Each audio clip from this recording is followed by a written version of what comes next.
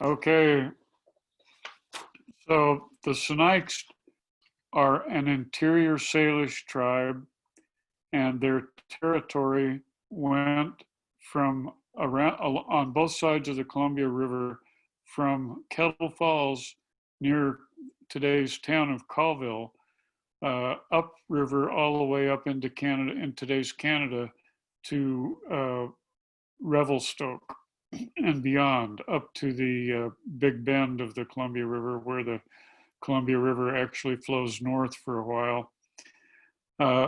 That was their main territory. It was narrow on both sides of the river, and the river is pretty steep. The hills on either side of the river are fairly steep, going up into Canada.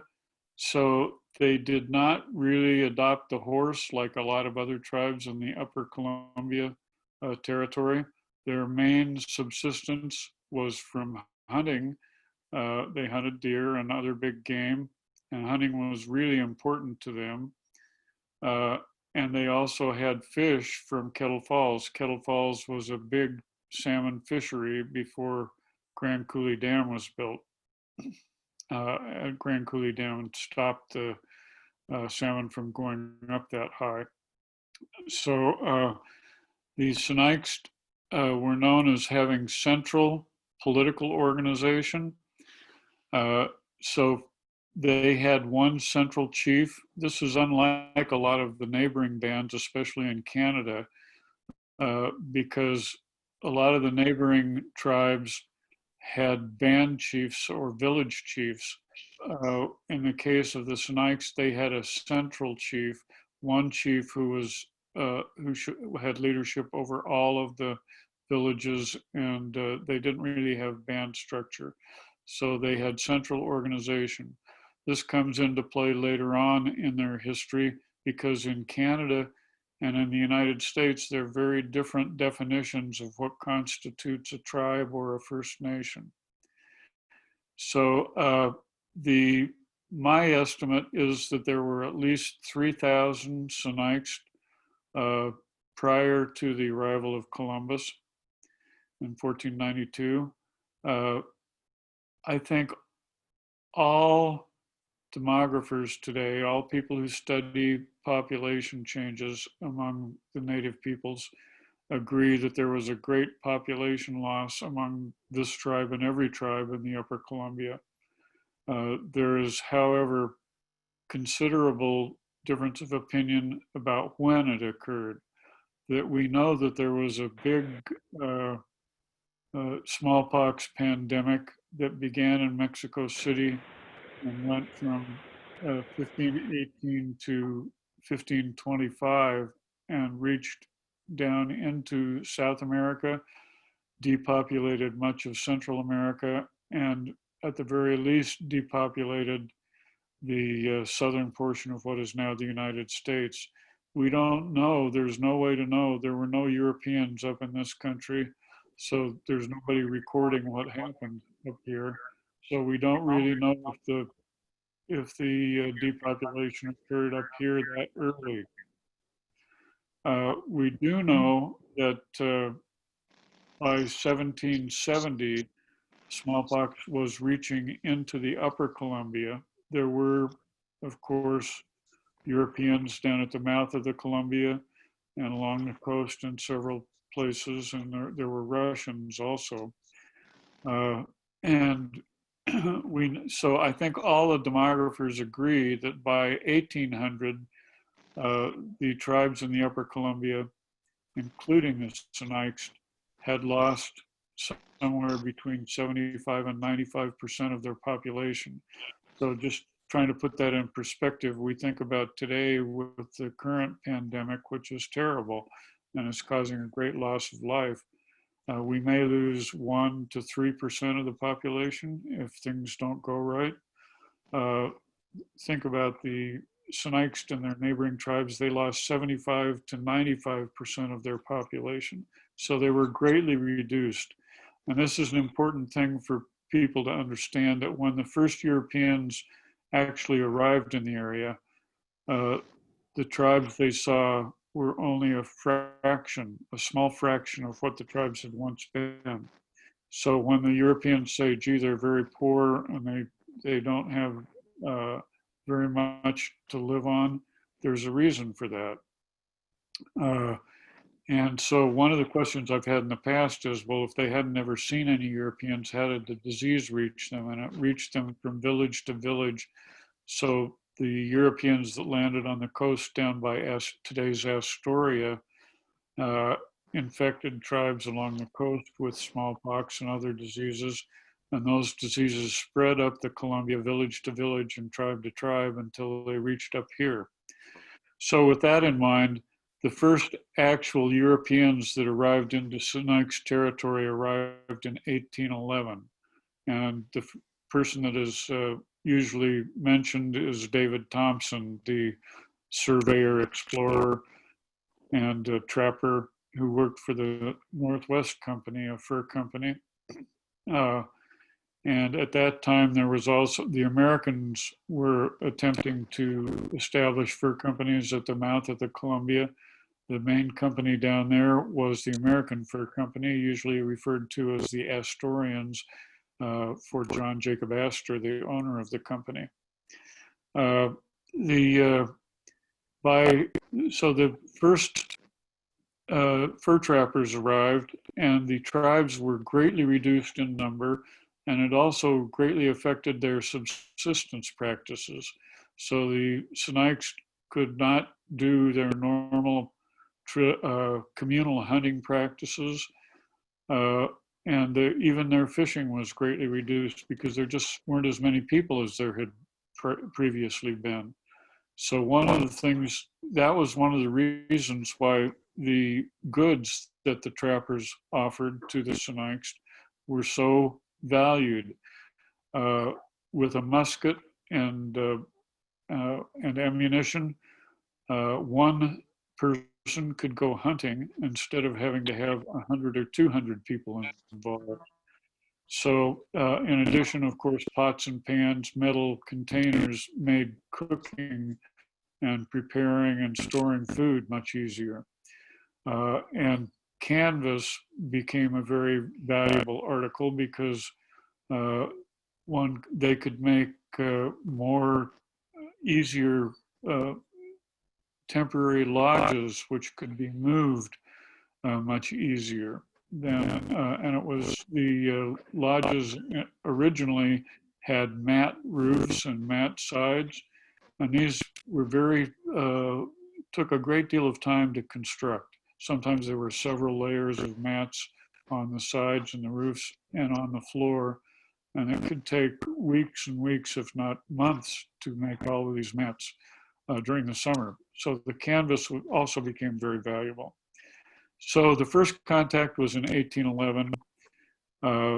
By the 1830s, the Sinixt had depleted much of the big game in their territory. There was a huge market for beaver and for bear skins and for other big mammal skins and herbivores.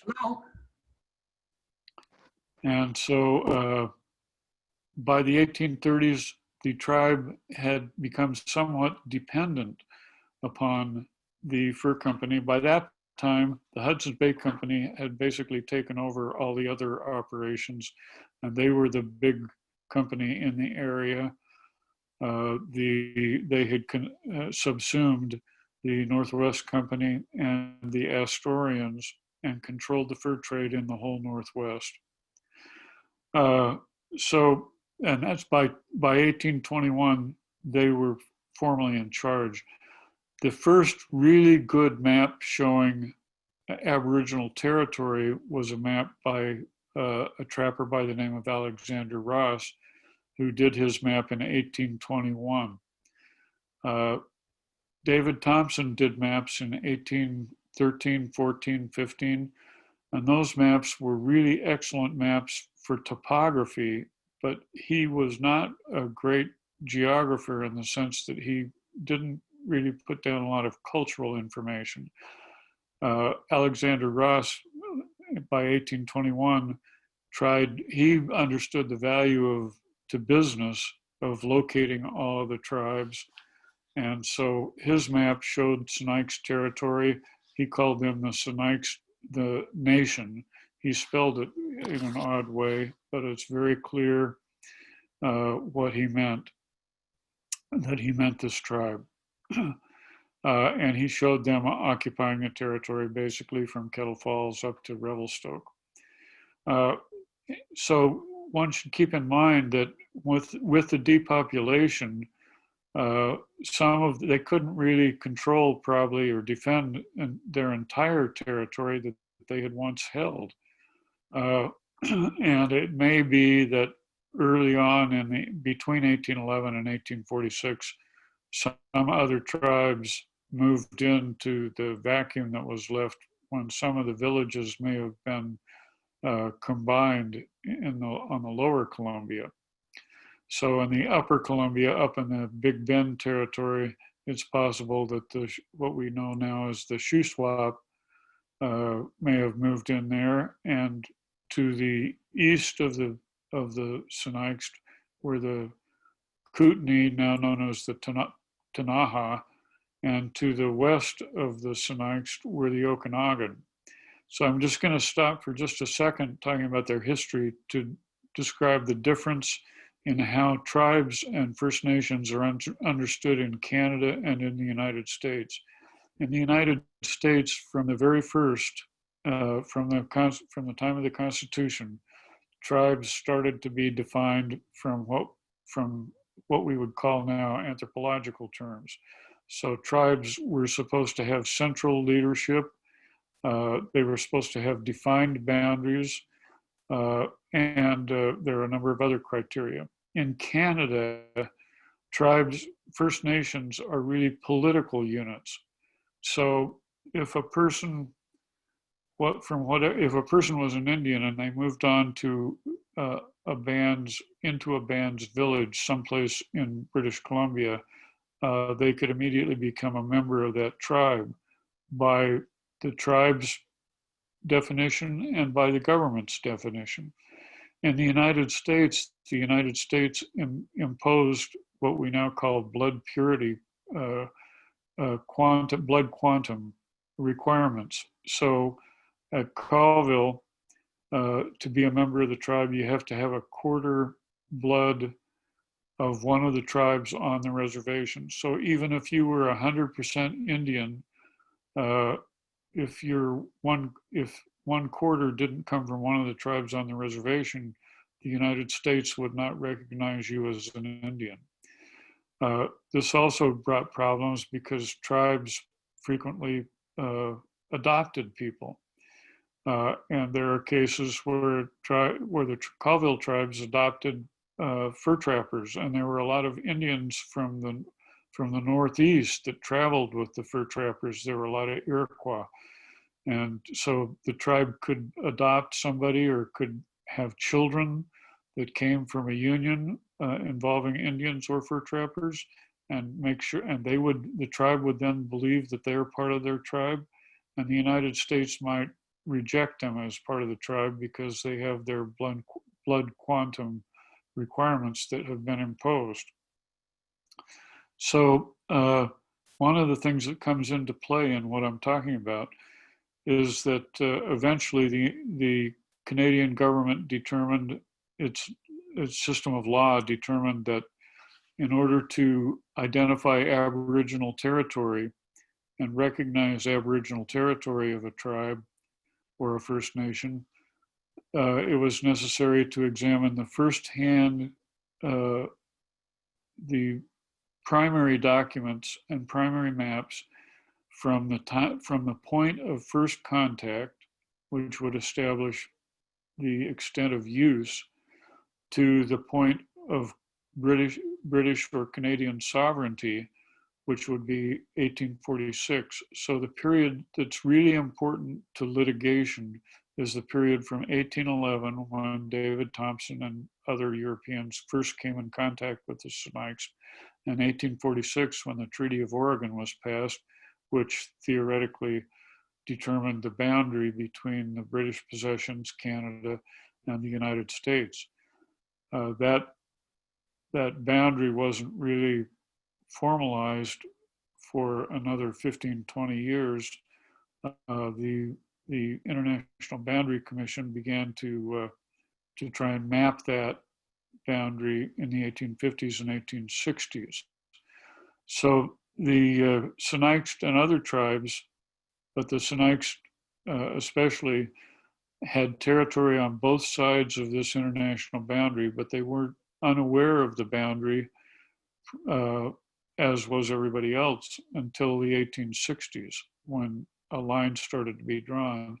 Even then, even after the surveys took place, tribal members passed freely back and forth across the border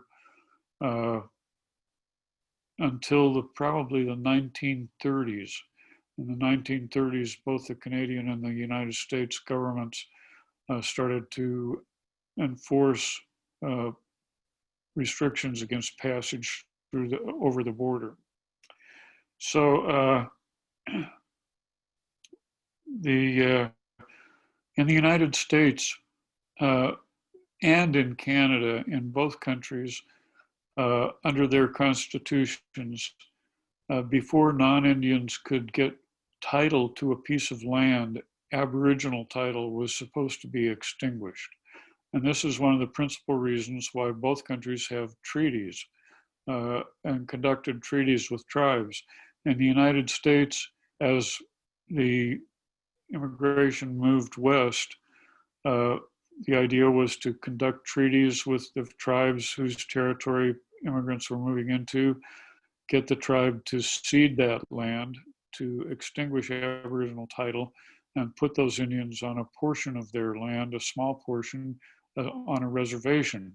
And that way, non-Indians could obtain title to the land that they were moving on to. And that's the reason why the first governor of the territory of Washington, his first priority, his first order from Washington was to conduct treaties with all the tribes in the territory and obtain a cession, an extinguishment of Aboriginal title, and get them moved on to reservations.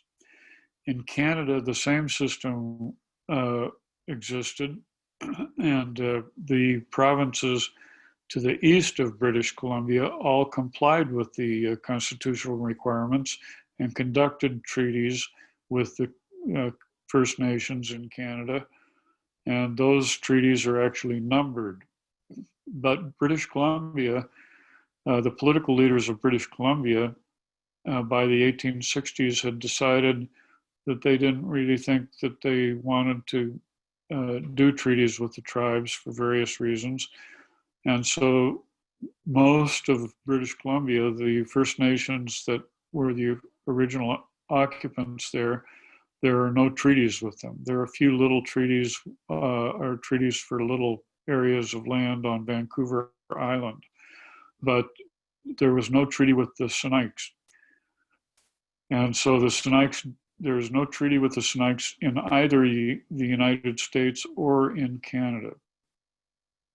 In the United States, in 1871, Congress, as you all probably know, treaties are ratified by the Senate. And the House got disturbed that treaties being made by the executive office, by the president, were requiring funds to be distributed. And they didn't like it that the executive could do these treaties and the Senate could confirm them, but they had no say in it. They still had to appropriate money. They thought this was, at best, shouldn't be done the way that was not the way it should be done, and at worst, it was unconstitutional. So what they did is, what Congress agreed to finally was to end treaty making in 1871, but they did not end agreements with tribes. So after 1871, there were supposed to be agreements with tribes that took the place of treaties, and these had to be ratified by both houses of Congress, both the Senate and the House. So and the establishment reservations was no longer through treaty, but was solely by the executive, by the president, by the authority of the president, and then were subsequently supposed to be ratified by both houses of Congress. So in 1872, that's the situation that existed in south of the international border. And white people had been moving into the territory of Washington for 20 years, and now we're moving up toward the Colville Valley in north central Washington. And the agents and the non-Indians realized that they needed to set up a reservation for the Indians in the region. First of all, they set up, the president established a reservation that included the Colville Valley and all the land between the Columbia River and what is now the Idaho border. But white people quickly said they thought the Indians shouldn't have that good farmland in the Colville Valley, that should be reserved for white people who were better farmers. This, of course, conflicts with the whole policy of Indian Affairs, which was to make Indians into farmers. So in the meantime, the Sinixt had been living up mainly in Canada, but had been moving down with the seasons, and especially during the fall Chinook fishing runs, had been harvesting salmon at Kettle Falls. By the 1830s, as I said, they had become somewhat dependent on the fur trapping trade, and they had become more dependent on hunting for food, because salmon, there were canneries that were opening at the mouth of the Columbia, and that was depleting the salmon supply, and so they needed more hunting food. So but they were on both sides of the border. So when the Colville Reservation was first established in 1872, and first included the Colville Valley, there were a number of Colville people who had moved down, or a number of Sinixt people who had moved down into that valley and who had begun farming with the assistance of the Jesuit missionaries who were there. When white people objected to the presence of Indians and the Indians farming and the reservation that included the Colville Valley, the president ordered the agent to change the location of the reservation. And so the reservation was moved only a few months later, and the reservation included the land from the Canadian border, from the international border, and everything inside the boundary, everything inside the Columbia River as it came down out of Canada and as it looped back toward the west to where it met with the Okanagan River. And that was the original Colville Reservation. So all of the Sinixt first had moved out of British Columbia and moved down into the Colville Valley. After this change in the reservation, they were forced out of the Colville Valley and over to the east side, or the west side of the Columbia River, a place called Kelly Hill, which is opposite Kettle Falls. But then pretty soon, white people wanted that reservation too. And so eventually there was a negotiation, quote unquote negotiation, for the tribes to release a portion of the reservation for non-Indian settlement. And in about 1900, the north half of the reservation was open to non-Indian settlement, and the Sinixt were asked to leave again, were forced to leave again, and this time they moved south to the location of near where today's town of Inchelium is. And there they settled. They had pretty much given up the idea, even a few of them, of farming, since they'd had their farms taken away from them 3 times already.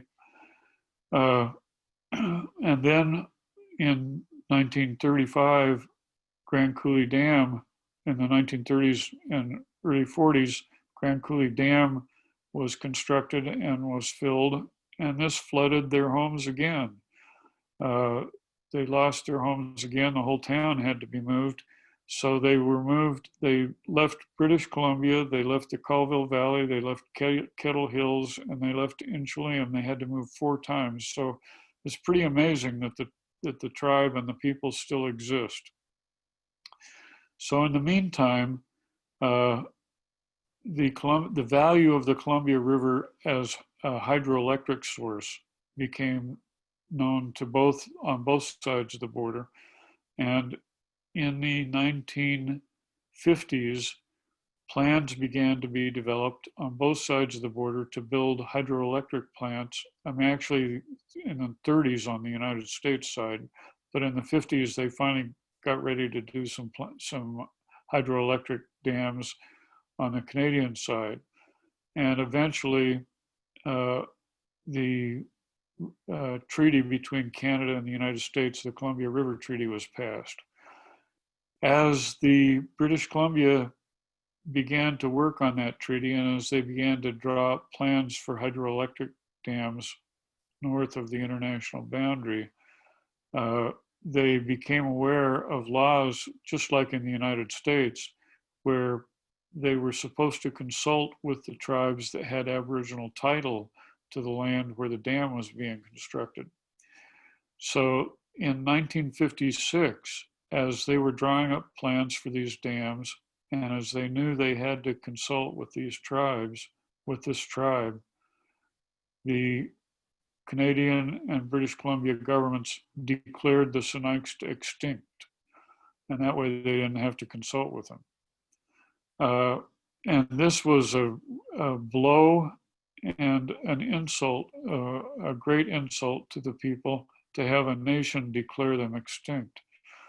And part of the argument was that the Sinixt had moved to the United States and were now one of the tribes on the Colville Reservation.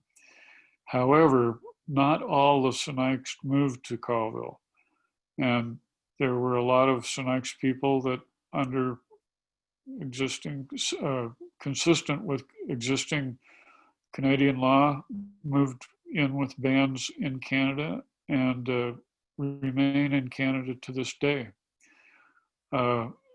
It's unclear how many remained in Canada and how many came back down here, but the people that remained, that came to the United States, always assumed that they had rights to their territory in Canada and continued to hunt and fish up there.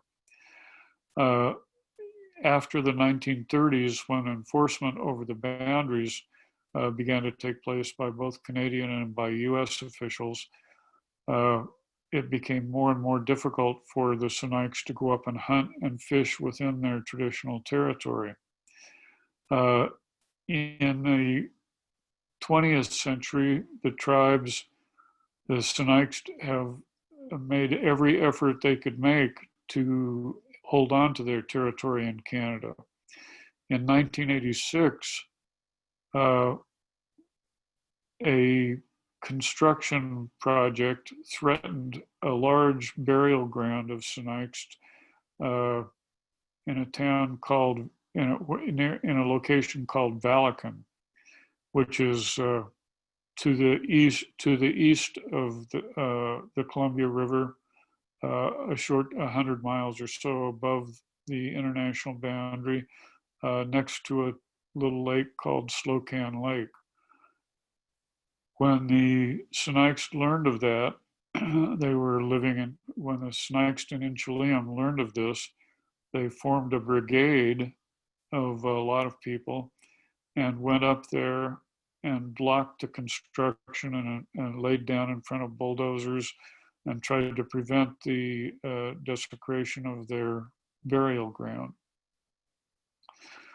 The law became more clear to them, I think, and the government declared that these people were extinct, even though they seemed to be there. So the Sinixt on the Colville Reservation began to seek redress. They wanted to prove in court that they were not extinct and that they still had Aboriginal title to their territory in Canada. Eventually, in 2010, a Sinixt man by the name of Rick Disa, who happened to have been the head game enforcement officer on the Colville Reservation, went up onto his traditional territory, to the people's traditional territory, and shot an elk, a cow elk, for ceremonial purposes. Before going up there, he notified British Columbia that he was going to go up and shoot an elk, and that it was his traditional territory, and that he expected to be cited. He got up there with his wife and his kids, and they camped, and he killed an elk. He also had checked with with the BC Fish and Game to determine a location within his territory where they thought they had an abundance of elk and probably needed to cull some animals anyway. So he killed the elk and then came back down out of the mountains and contacted BC Fish and Wildlife and said, "Here are my GPS coordinates, come and cite me." Went back up to his camp, and they didn't come. So he went back down, called them again the next day. They still didn't come. I think it took them 4 days before they finally got up there and gave him a citation. In that same year, I was hired by the tribe to do a historical report for expert testimony in this case. The case didn't go to court until 2016. In 2016, the trial took place, at which I testified. And a year later, in 2017, or a few months later, in 2017, the judge issued a ruling that the tribe was not extinct and that they continued to have Aboriginal rights within their Aboriginal territory in Canada.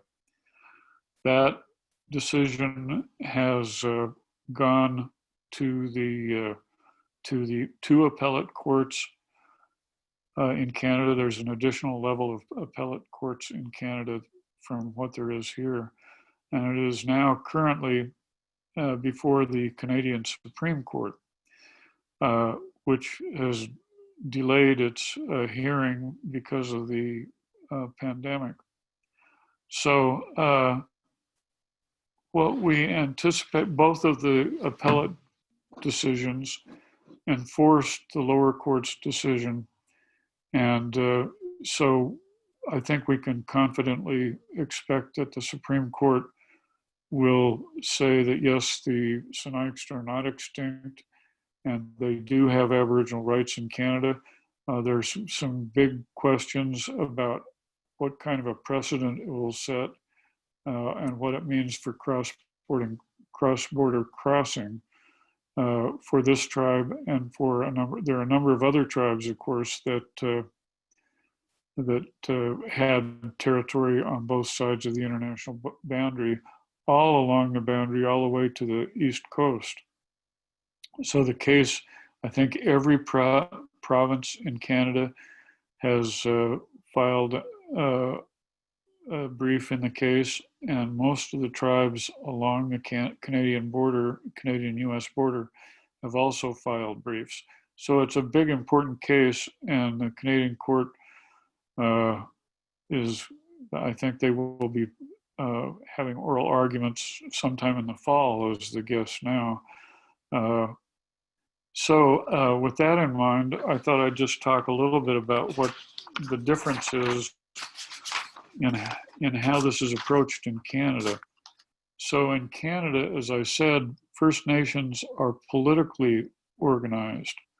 So the Okanagan National Alliance, for instance, which has its headquarters in the Okanagan Valley in Canada,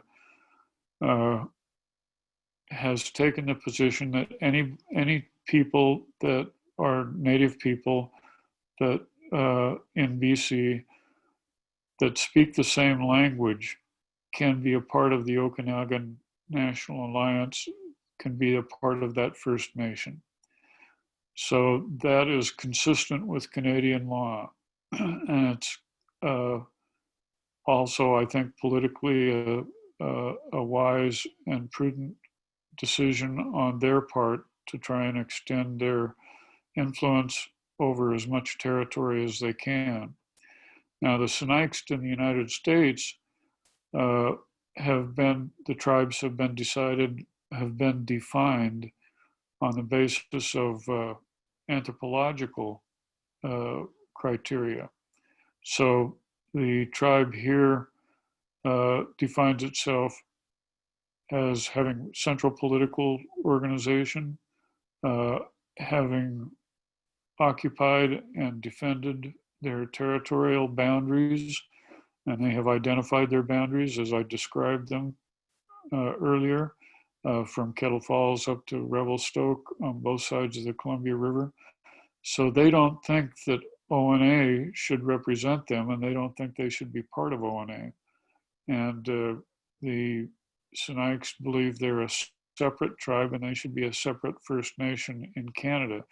Now, there are really big political questions that have to be solved. For instance, in both the United States and in Canada, people cannot belong to more than one tribe or First Nation. You can't be enrolled in more than one place. And there's no case law in either country dealing with what happens if you're a tribe on both sides of the border. Can you be enrolled in a different entity on each side of the border? That question has not been answered. And I have my positions or my beliefs about how it might best be handled, but I think it's really important that the Sinixt, as a sovereign entity, they need to decide they need to make these decisions and decide how enrollment and membership is going to work on both sides of the border. On the Canadian side, the Sinixt have to show that there is a collective, as the legal term, a collective of people that are represented in the lawsuit. So people are going to have to decide. There are a lot of people that have families on both sides of the border and visit both sides and spend time in their Aboriginal territory. And they may have to decide which group they belong to. These are decisions, however, that the Sinixt will have to make. So that's a kind of an overview of the Sinixt, and I hope you have a few questions.